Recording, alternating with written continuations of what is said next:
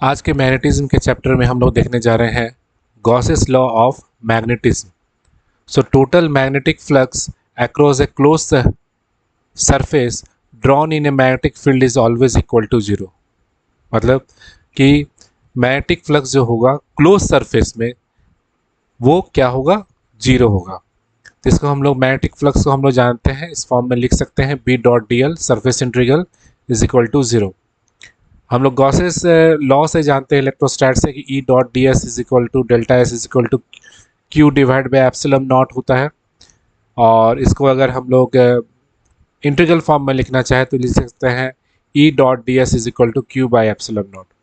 This law states that south pole and north pole can not be isolated. मतलब इस law से हम लोग कह सकते हैं कि क्लोज सरफेस में हमारा मैग्नेटिक फ्लक्स जो कि जीरो है, इसका मतलब है कि साउथ पोल और नॉर्थ पोल दोनों को हम लोग अलग अलग नहीं कर सकते हैं, क्योंकि क्लोज सरफेस का बात हो रहा है यहाँ पे। नाउ चेंजिंग सरफेस इंटीग्रल, ये जो हमारा इक्वेशन 1 है उसका सरफेस इंटीग्रल है, इसको हम लोग चेंज कर रहे हैं वॉल्यूम इंटीग्रल में by Gauss's divergence theorem. Gauss's divergence theorem से अगर हम लोग इसको चेंज कर रहे हैं तो उस केस में ये हो जाएगा हमारा सरफेस इंटीग्रल को जब हम वॉल्यूम इंटीग्रेशन में चेंज करते हैं तो उसके आगे में डाइवर्जेंस आ जाता है, तो divergence of B dot d tau is equal to zero. Here tau is the volume enclose by surface S.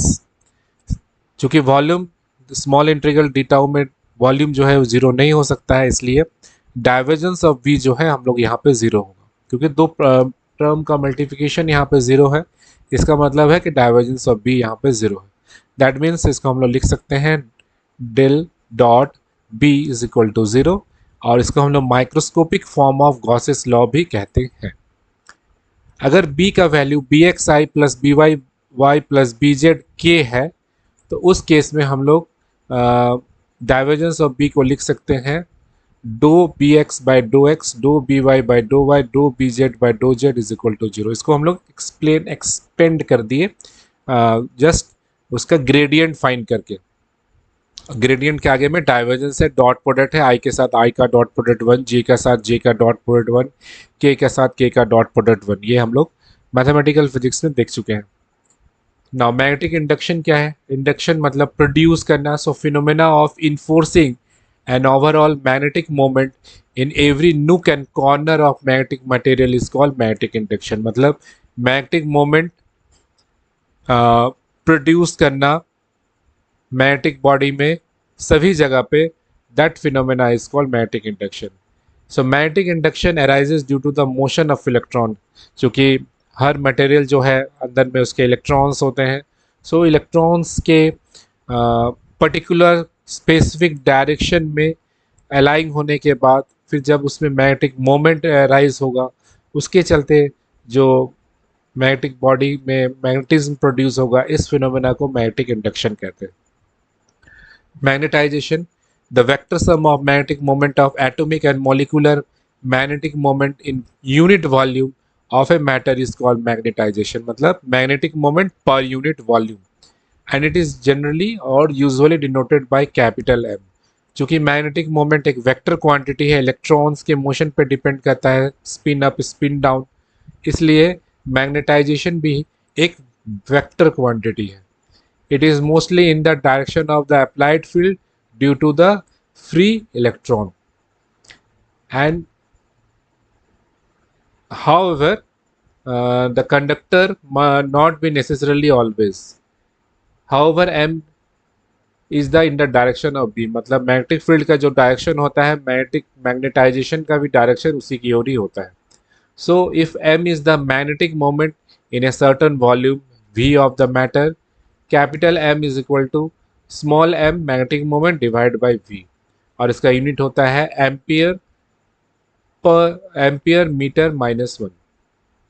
Surface current, magnetization of the current में be accounted by the conductor carrying some current at right angles to the magnetization and having the same shape as it is in which matter is taken and inside of it is devoid by matter. मतलब surface में चारों ओर जो magnetism का property conductor में रहता है उसको हम लोग सरफेस करंट कहते हैं। This current is called surface current which is denoted by I S and its value per unit turn of the ring is called magnetization current. सो ये दो इंपॉर्टेंट टर्म है, मैग्नेटाइजेशन करंट और surface current. Next हम लोग देखने जा रहे हैं relation between linear density of the surface current and magnetisation.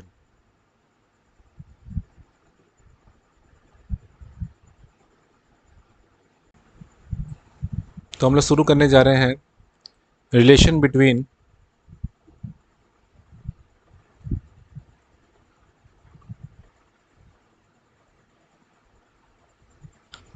Linear density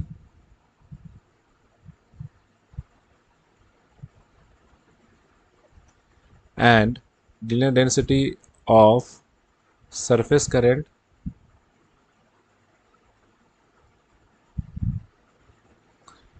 and magnetization।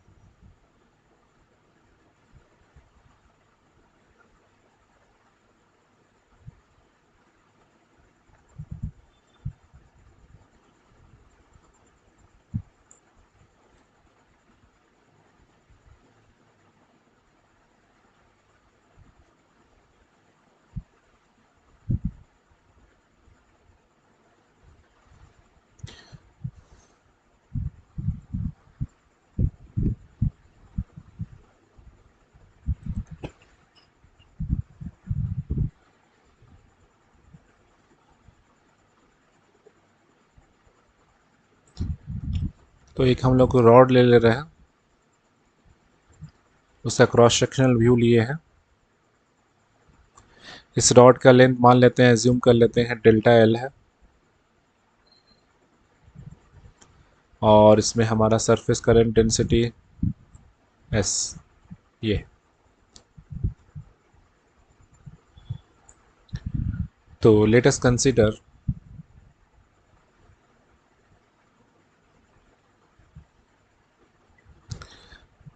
a short length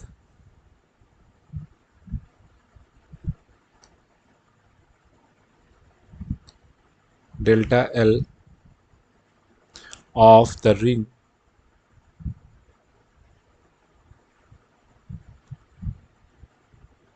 let delta M is equal to magnetic moment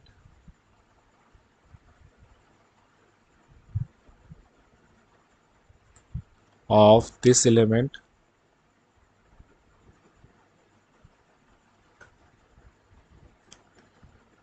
capital S is the area of cross section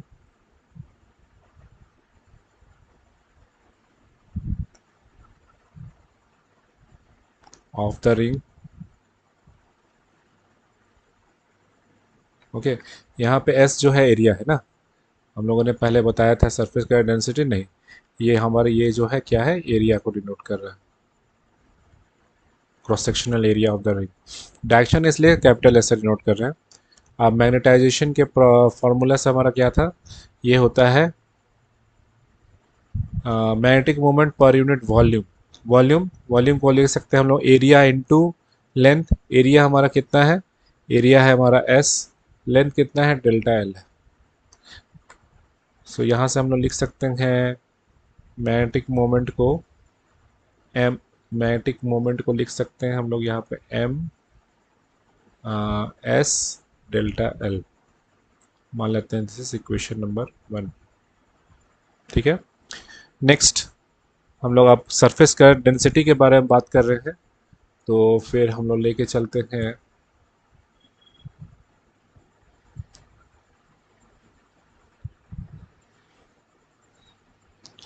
if capital J is the linear density of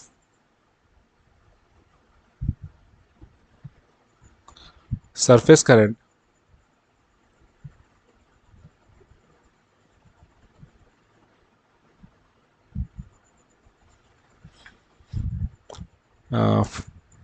magnetisation के चलते, then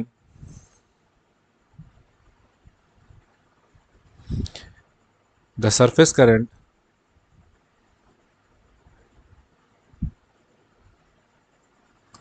of the element, ये क्या हो जाएगा, density है, density को हम लोग किससे मल्टीप्लाई कर देंगे, लेंथ से, जे डॉट डेल्टा एल, और इसको किससे रिप्रेजेंट करेंगे, आई एस से रिप्रेजेंट करेंगे। आई एस क्या है यहाँ पे, एस फॉर, ये एस फॉर क्या है, एस फॉर हमारा है, एस फॉर सरफेस।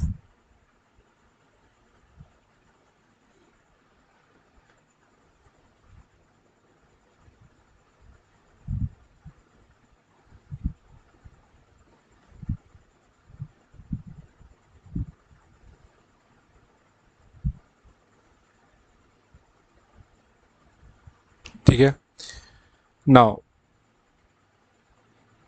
हम लोग जानते हैं सिंस मैग्नेटाइजेशन मोमेंट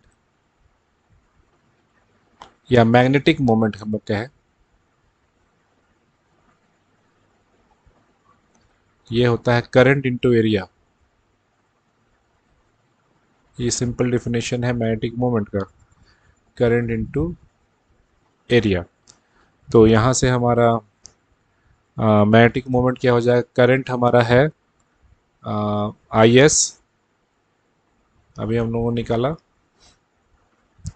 और एरिया क्या है, एस। ठीक है, सो ये है हमारा मैग्नेटिक मोमेंट। और यहाँ पर भी हम लोगों ने ये हम लोग इक्वेशन नंबर 2 कर लेते हैं। इक्वेशन नंबर 1 और 2 दोनों सेम है, दोनों मैग्नेटिक मोमेंट को रिप्रेजेंट कर रहा है। इक्वेटिंग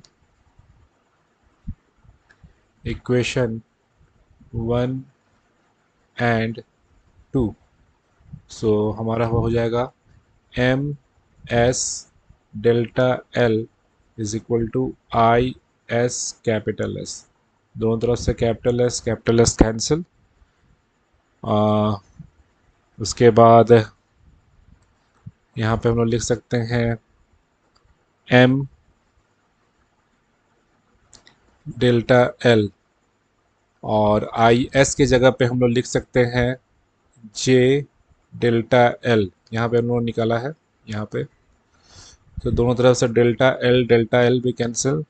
इसका मतलब है कि मैग्नेटाइजेशन और हमारा लीनियर डेंसिटी जो होता है वो सेम होता है, दोनों वेक्टर क्वांटिटी है, इसको हम यहाँ वेक्टर साइन देंगे और इसको हम लोग ब्रैकेट में लिखेंगे। सो दैट मीन्स मैग्नेटाइजेशन, लिखेंगे इसको वर्ड में,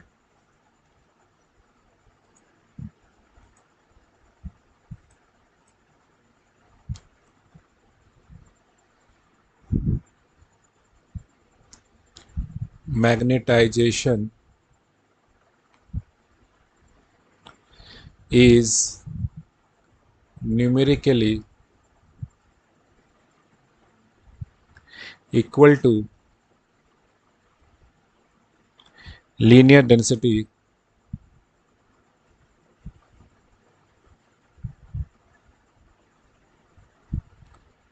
of surface current।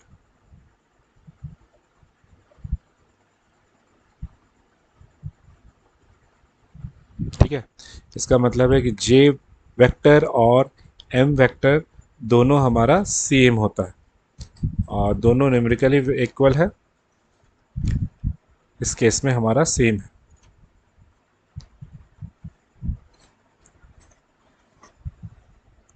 ठीक है, सो ये हमारा यहाँ पे कंप्लीट हुआ magnetic induction.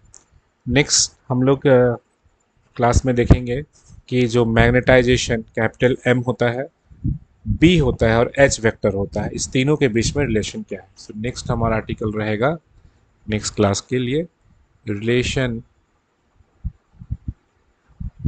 Between B H and M. ठीक है।